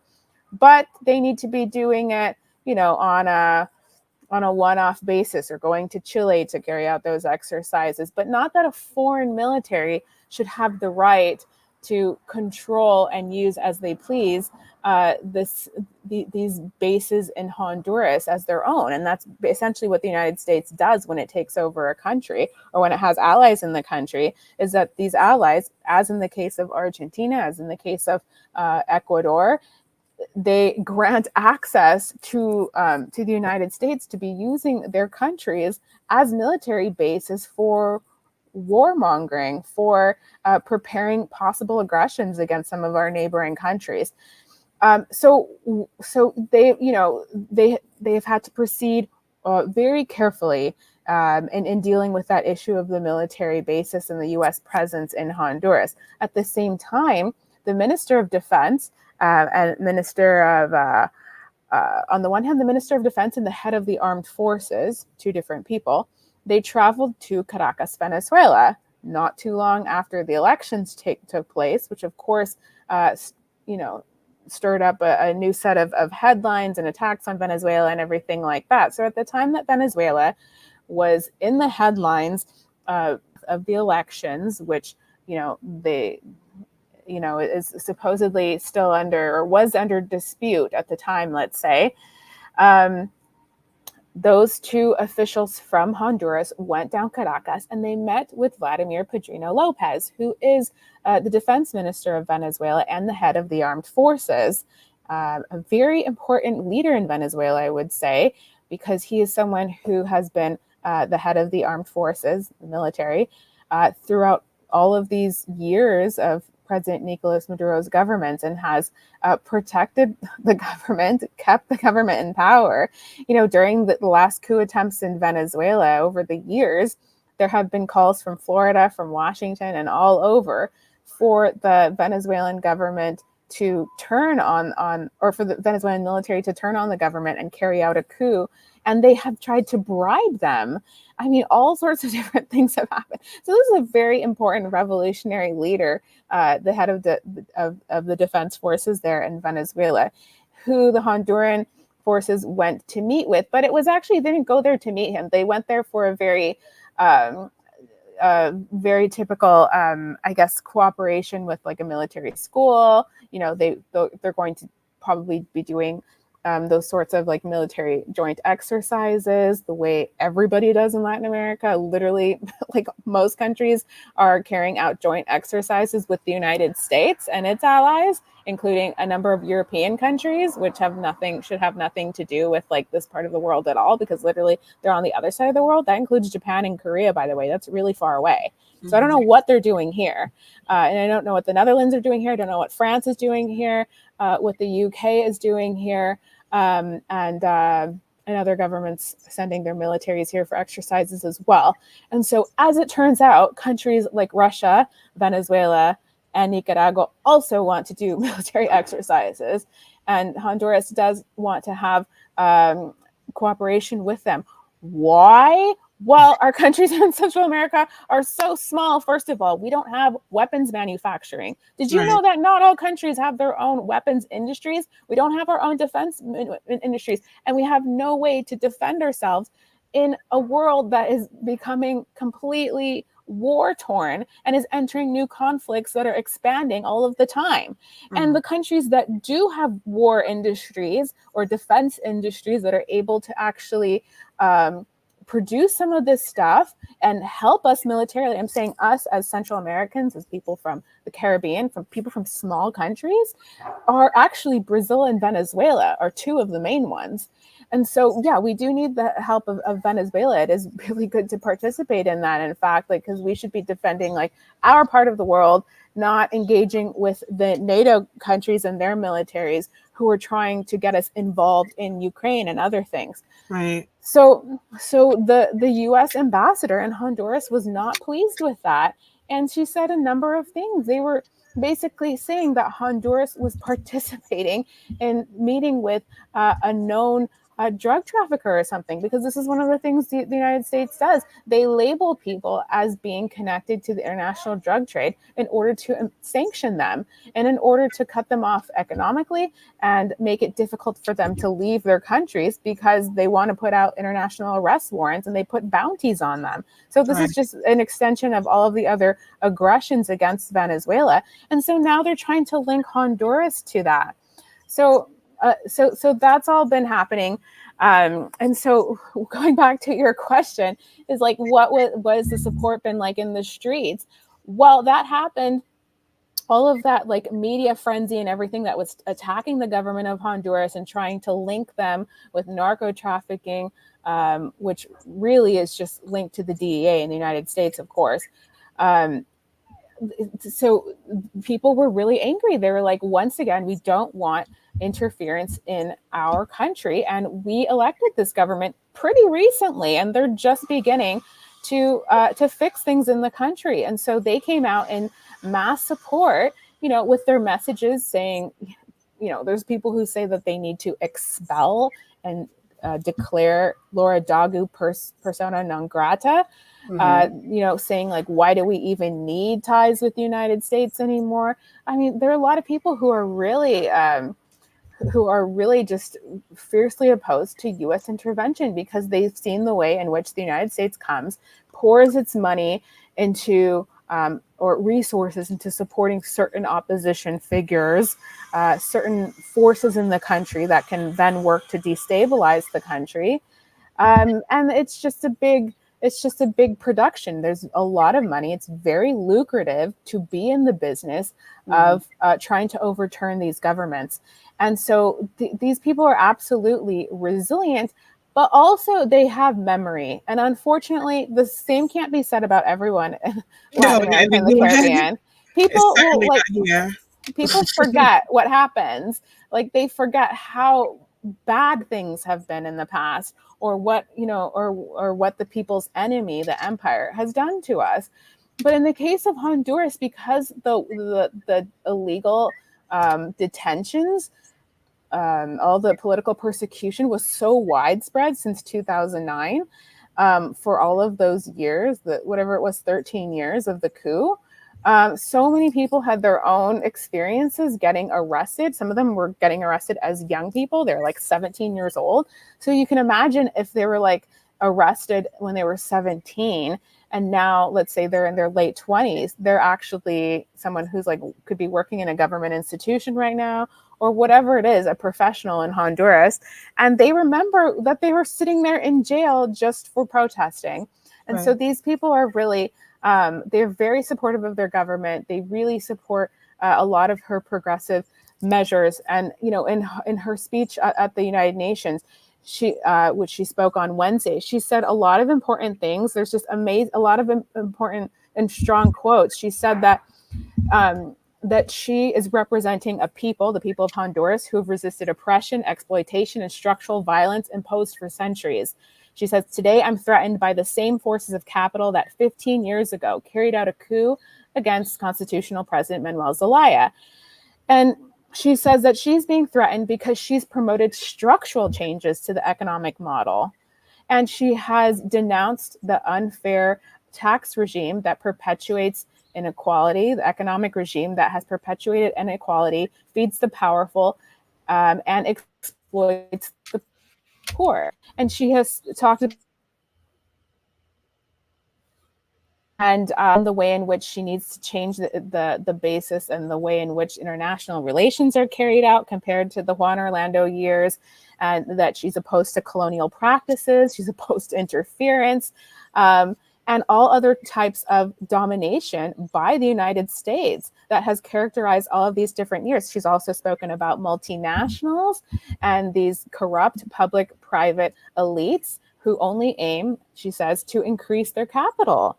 And she says that globalization has failed in its mission to bring prosperity to the people and to bring prosperity and betterment to the lives of working class people in Honduras. And for that reason, people in huge numbers are forced to migrate in Honduras, largely for economic reasons, also because of all of the violence that came out of the country when it became controlled by the United States. If you recall, in about this time, September, October 2018, it was dominating the headlines. The mass amount of primarily Hondurans, what was called the Central American caravans, that were going to the United States. Like, it was so many people.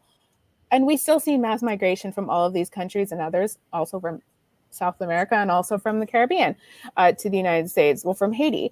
And we know the reasons why. And she knows the reasons why. And she is trying to change those, on the most fundamental basis to stop people, because she believes that, Honduran people have the right to live in their country and to prosper there. She's also spoken out very explicitly in her speech about being against neoliberal privatization of people's access to water, energy, health, education, social security, employment. She's spoken about free trade agreements that are imposed on the Honduran people and how that violates sovereignty and eliminates the possibility of Honduran producers to compete on equal terms. I mean, if you read this speech, which I would suggest everybody read the speech. Once we have the website on, we'll have the transcript of at least this UN speech.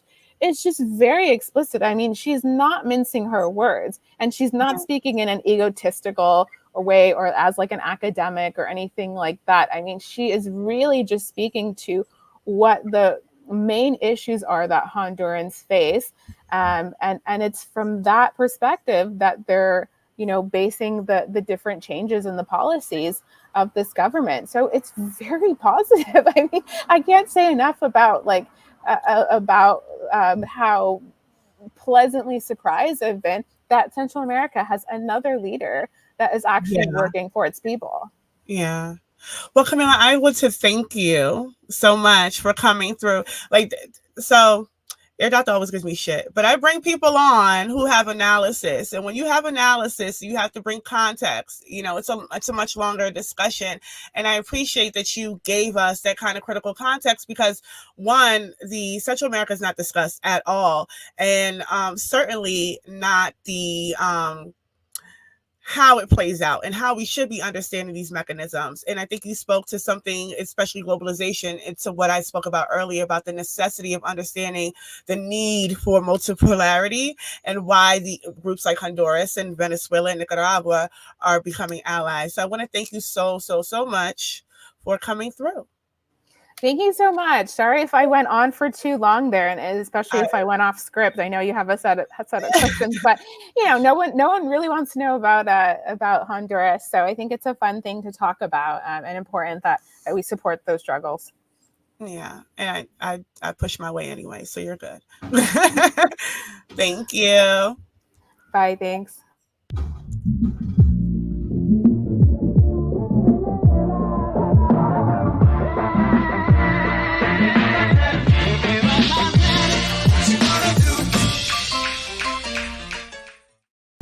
All right. Thank y'all for tuning in. Quick interview. Now, here we're going to take a quick break, and we're going to come back with some more on the Remix Morning Show.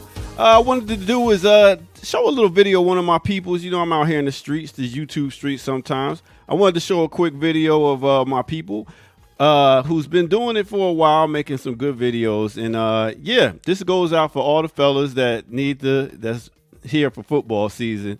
You're going to find this pretty funny. So with that said, big up to my man Robert Williams, straight out of Jersey. Check this out right here. Fine.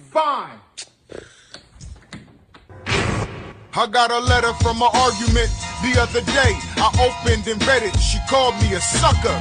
She wanted me to do some work or whatever. When you gon' fix the toilet? I said never. You said you're the man, but you be breaking plans. You only think about you in the game, never me and the kids. I should've did it, cause just that very minute and occurred to me I ain't handling priorities. I started looking in the cell for nails. How long has it been? I told her I would bring the drapes in. I gotta get out to the store and buy some more light bulbs that I thought I bought before. Now I can rest and give myself a hand and take a nap, man. And she could never have a better man. And that's when the situation got real, another ordeal. I forgot to pay the bills. Hey, yo, Daddy, what's going on up in the crib, man? Word him up. Forgot to pay those bills. Oh, you shouldn't have asked me to move out. I could have helped you out with some of them word up. All right, there it is. Go check out Robert Williams on Instagram. With that said, let's get back to it. The Remix Morning crew, you know how we do.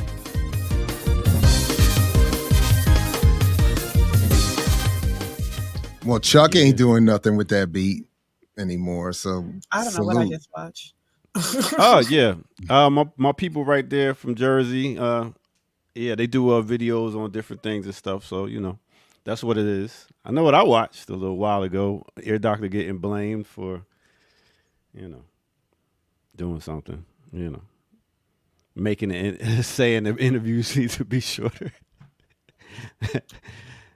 Put the blame on me. Put the blame on me. I know. Well, it is you. You know that you have that. You're right here in the back of my head. 20 minutes.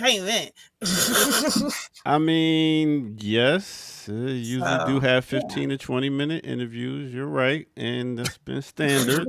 So when it goes 30 or more, like yours is. It wasn't or more. It was 31. It was 30. But other than that, it was a good interview. And I'm glad it was. He was able to bring it through. So congratulations. And dare I say some good news? Like we don't hear a lot of that. Mm-hmm. Somebody actually trying to use their elected office, God forbid, for people. It's amazing. Mm-hmm. So salute. That was dope. Thank you. Camilla's dope. I don't know if y'all have a chance to check out her work on Press TV and things like that, or the Nika Solidarity Network. So. But yeah, she's one of the independent journalists. She does a plethora of works, but I think right now she's working with Press TV. And I think she talked about rebuilding her platform. Cloud was one of the independent journalists on her platform last year for Peru. Right on. All right. Well, let's hope it spreads. Yeah. They're about to get on my nerves. You do. I ain't even do nothing. Just because I'm in your head, living rent free. No, you're not in my. You smirking and all that. You're not slick. What are you? Whatever. It's all right. A little smirk. Oh man. Yeah, I don't know. Do we want to there's a couple other things on the run sheet, or did anybody in the chat have a comment or question from the interview that you wanted to address? I don't know. There was a lot said there. Yeah, I brought up the Gattafina thing because that is a thing that's happening in terms of creating these NGOs around human rights and things like that are. So, the Gattafina is like the African community in the Caribbean. There's like in Tobago, they're in the Dominica, they're in Honduras. And what they're doing now is trying to make claims that everything that happened during the coup years is the fault of this woman, and they're being supported by these NGOs. And then it's like, oh look, the LGBTQ groups in Honduras don't like her, and the blacks in Honduras don't like her. Like, that's how they're playing it out. So they're really, they're doing that to manipulate the relationship that's building with Cuba, Nicaragua, and Venezuela. Like, they want to cut those ties. Because as you can see, because we know they care about the Africans and the LGBT. Right. So that's been happening in Congress for a couple of months. They've been doing congressional hearings around what's happening in Honduras is very critical, is very serious. And you've seen that they've done this already with Haiti. You've seen they've done this with Brazil. Like, you see when they start to become concerned about these nations is when you should probably like.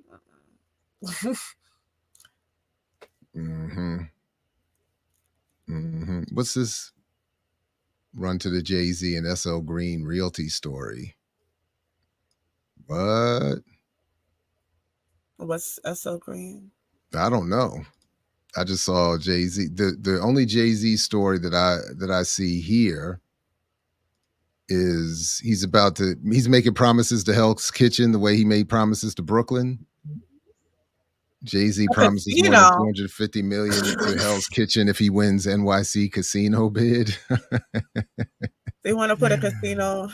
Oh my God. Hell's Kitchen community if he wins the bid for New York City's coveted gaming licenses. The New York Post page 6 reported on Monday Jay-Z's interest in opening a casino in Manhattan was reported all the way back in May 2023. And now he's hoping to drum up. I'm sorry? They said all the way back. So last year? All the way back. I know, right, to last year, right. Yeah. It's a long dream of his. Yeah.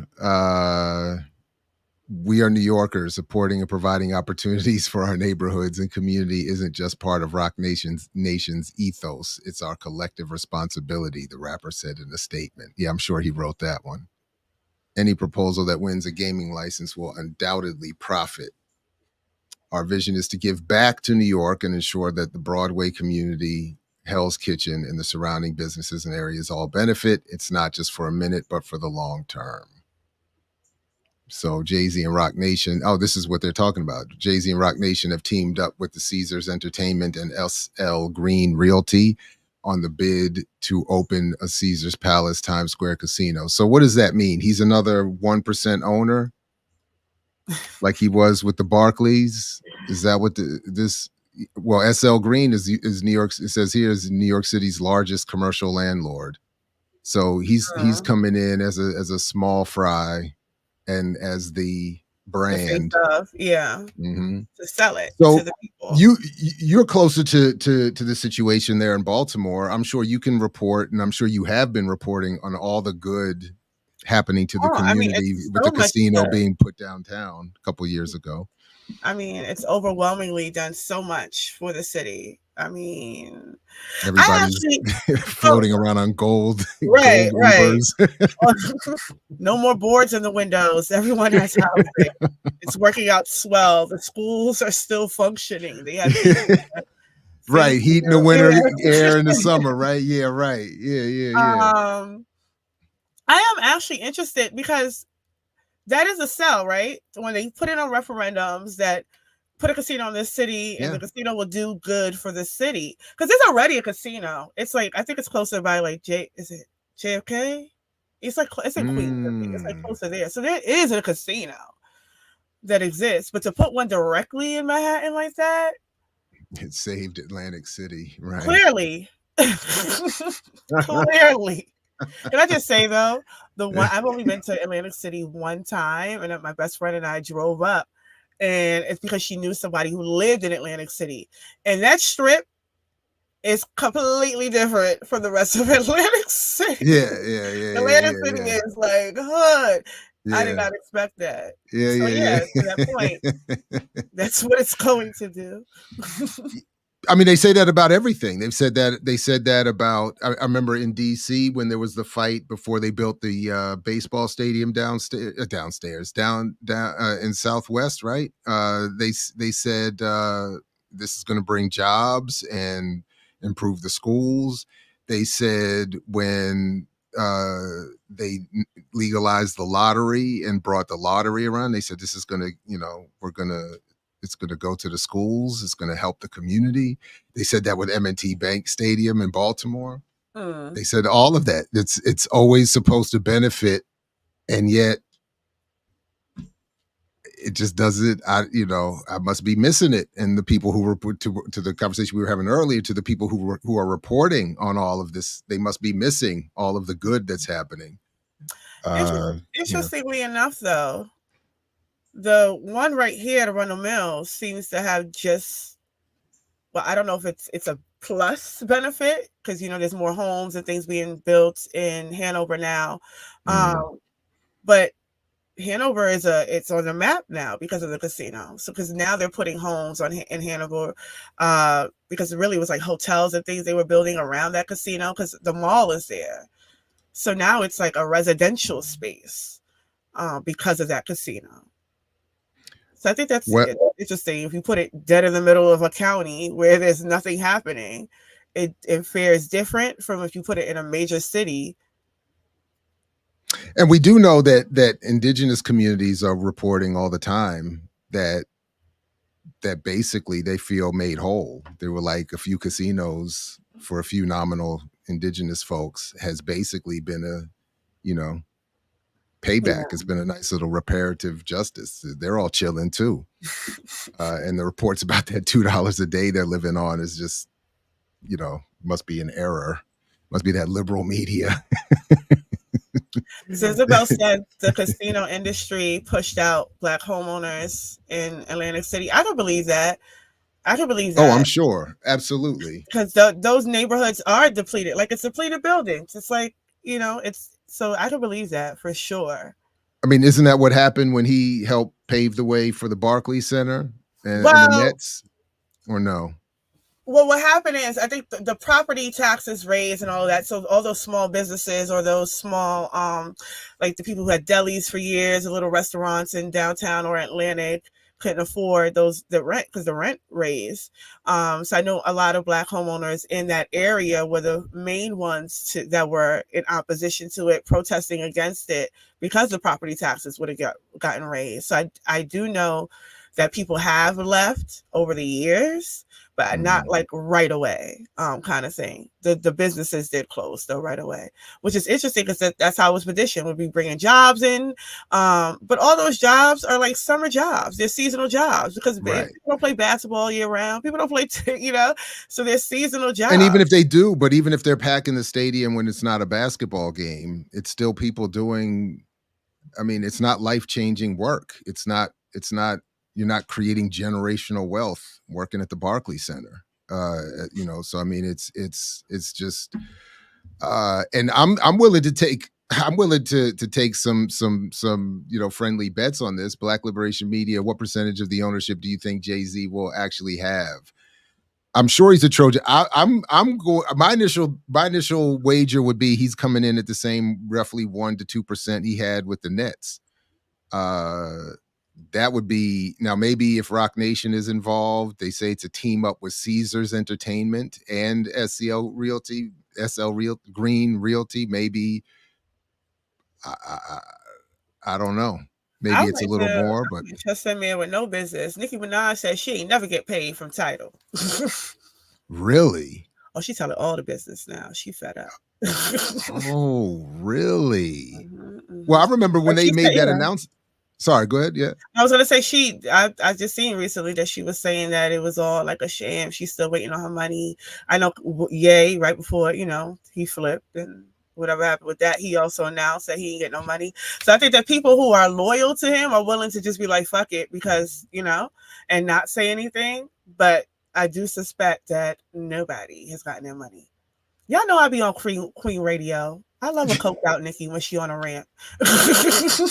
Y'all know I be listening. Coked out Nicki.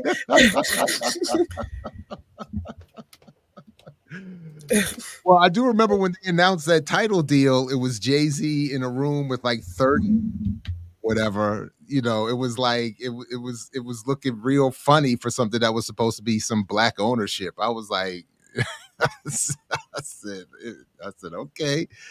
So anyway. Black excellence. Black excellence. Speaking of which, throw up the rock. Oh my God.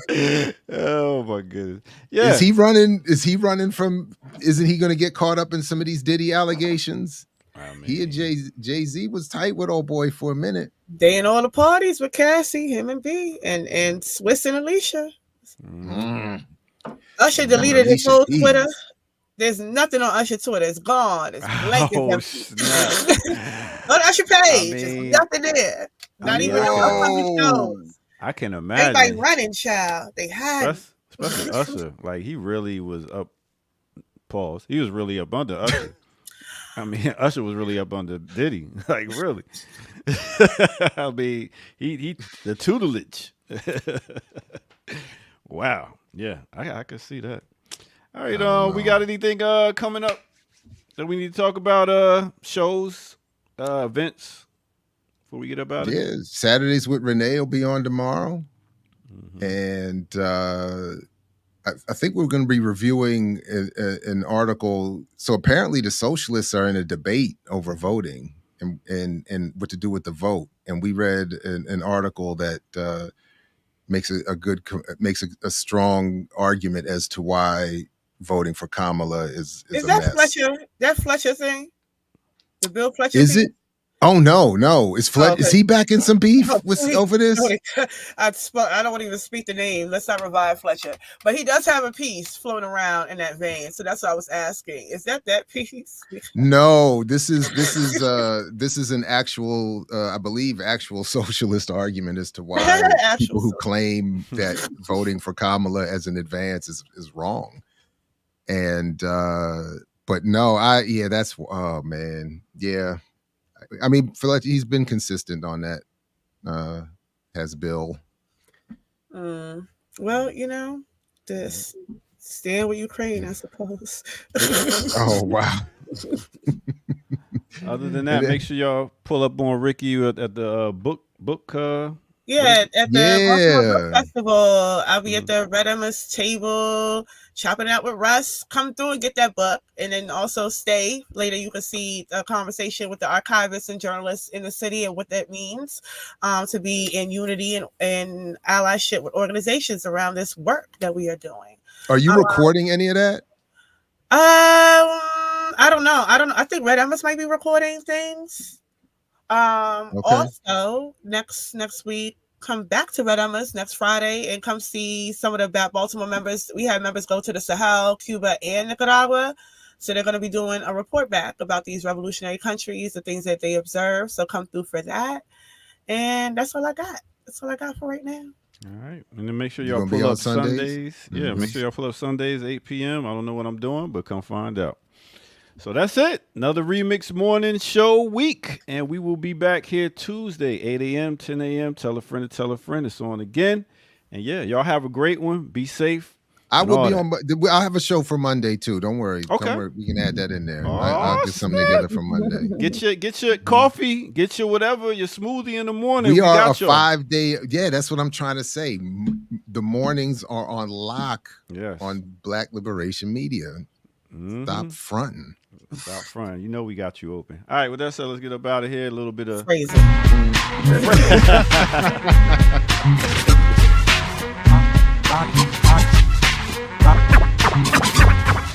I came to bring the pain, hardcore from the brain. Go inside my astral brain, find out my mental, based on instrumental record. Hey, so I can write monumental methods. I'm not the king, but niggas is G-cap. I stick 'em for the cream, checking just how deep can shit get. Deep as the abyss, and brothers is mad fish accepted. In your cross color, clothes you crossed over. Think I totally crossed out and crisscross. Who the board niggas get tossed to the side, and I'm the dark side of the force. Of course it's the method, man from the Wu-Tang Clan. I be hectic and coming for the headpiece. Protect it. Fuck it, 2 tears in a bucket. Niggas want the ruckus, bustin' at me, bro, not bustin'. Styles like it's buck wow. Method man on some shit, pulling niggas fouls. Sick, insane, crazy, driving Miss Daisy out of fucking mind. Now I got mine, I'm swayed. We Swayze, y'all. Just like Patrick. We out of here. Remix Morning Show. Let's go!